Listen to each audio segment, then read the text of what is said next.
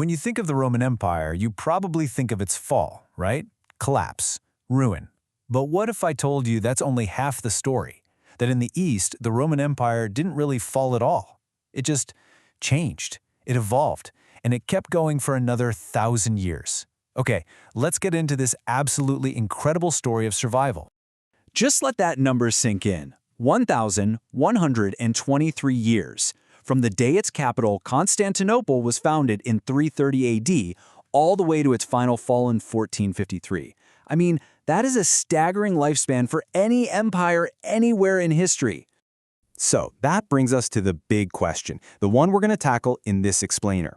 In a world that was constantly on fire, how on earth did this civilization, the one we call the Byzantine Empire, manage to hang on for so long? What were their secrets?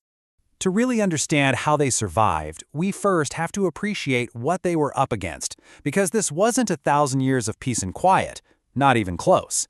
It was an age of non-stop existential threat. I mean, just look at this list. It's a who's who of world powers and migrating peoples, all trying to take a piece of the empire.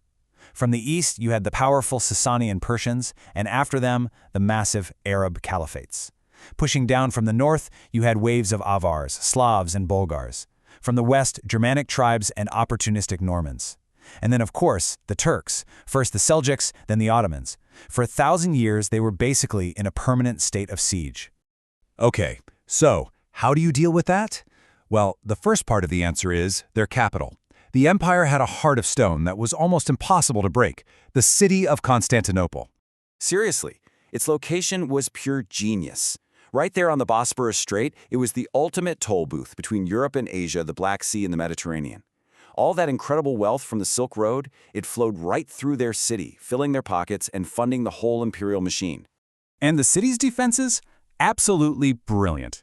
The Theodosian walls weren't just one wall, it was a layered defense system. So if you're an attacker, first, you got to get across a huge moat.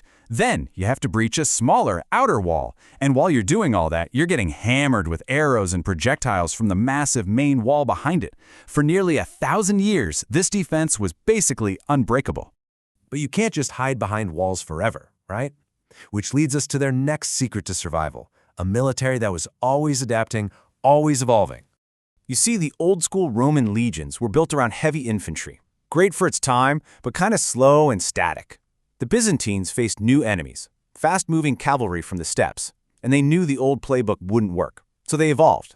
They created a more dynamic, flexible army that put its faith in heavy armored cavalry and clever combined arms tactics. And this right here, this was one of their most brilliant ideas. It's called the theme system. It sounds a bit dull, but it was a game changer. They divided the empire into these military districts, or themes. And in each one, soldiers were given land to farm. Now, why is that so smart? Because now you're not just a soldier fighting for some abstract empire, you're a citizen soldier defending your own land, your own home. It created a highly motivated, decentralized army that could respond to threats instantly. Of course, the downside was that over generations, these military families became super powerful landowners, which created its own set of political headaches. And the star of this new army? The Cataphracts. Just picture them, the medieval equivalent of a battle tank. Both the rider and his horse were completely encased in heavy armor. A full-speed charge from these guys could smash through almost any enemy formation. They were the terrifying, unstoppable fist of the Byzantine army. So, let's be clear. The Byzantines were tough, but they were also incredibly smart. They knew that the best battle is the one you never have to fight in the first place. This quote absolutely nails their philosophy. War was expensive. It was risky. Why waste your soldiers and your gold when you could get the exact same result with a well-placed bribe, a clever treaty, or a strategic marriage? And oh, they had a whole playbook for it. They'd pay one barbarian tribe to attack another one. They'd marry off a princess to secure a troublesome border. Their network of spies was legendary. And they were masters of propaganda, constantly working to turn their enemies against each other. It was a ruthless, 1,000-year-long game of chess, and they played it better than anyone. For centuries, this amazing combination of strong walls, a smart army, and cunning diplomacy worked. They survived everything the world threw at them. But then came a threat they never saw coming, a blow from which they'd never truly recover. In the year 1204, after weathering centuries of storms, the greatest threat the empire had ever faced finally arrived at the gates of Constantinople. But it didn't come from their traditional enemies. It came from their so-called allies. It came from fellow Christians, the Knights of the Fourth Crusade. Twisted by political maneuvering and Venetian greed, the Crusader army turned on Constantinople itself and sacked the city. It was a brutal, catastrophic event. This one act of betrayal did what no foreign enemy had managed in 900 years. It shattered the empire, broke its economy, and sent it into a terminal decline. It limped on for another 250 years, but it was never, ever the same. So, the empire finally fell to the Ottoman Turks in 1453. But does that mean its story is over? After all this time, why does this lost civilization even matter today? Well, the answer is a huge yes. Its influence is woven all through our modern world, in ways you might not even realize. Think about this for a second.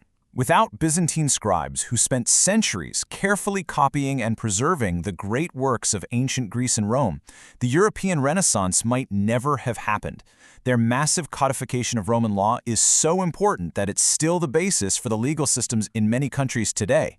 For 1,000 years, the empire was a shield, absorbing invasion after invasion from the East, which gave Western Europe the breathing room it needed to develop.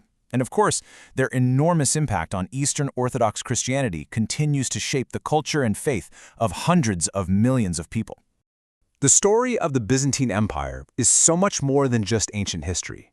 It's a powerful lesson in resilience, in strategic thinking, and in how even the greatest powers can be fragile. It shows us that survival isn't just about being the strongest, it's about being smart enough and flexible enough to adapt.